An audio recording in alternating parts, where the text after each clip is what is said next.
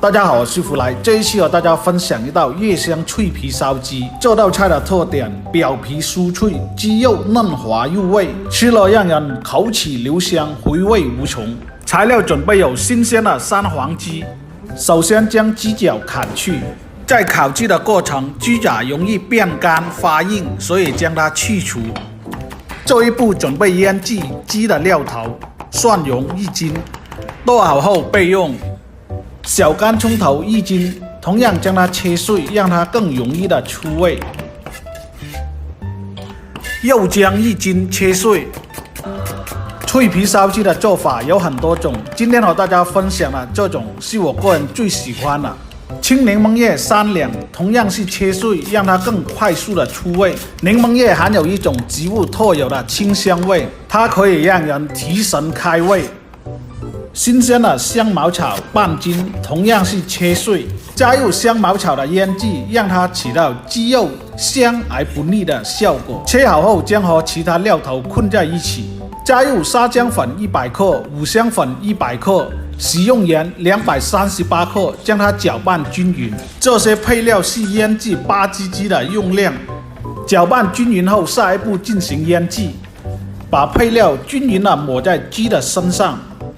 鸡肚里同样是抹上香料，让它更加的入味。摩擦均匀后，放到一个盘里，让它自然的腌制2个小时。在腌制的过程，放到一个保鲜的地方，盖上保鲜膜，让它更快速的入味。时间到，把鸡取出来。经过2个小时的腌制，香料的味道已渗入到鸡肉里。这一步把残留在鸡身上的香料清洗掉，这是为了让它更容易的上皮水。鸡肚里的香料可以保留，不用刻意的去抠出。清洗干净鸡的表皮后，下一步进行上钩，从鸡翅膀的下方用钩子将它紧紧的勾住。锅中烧水，加入10克的小苏打进行烫皮。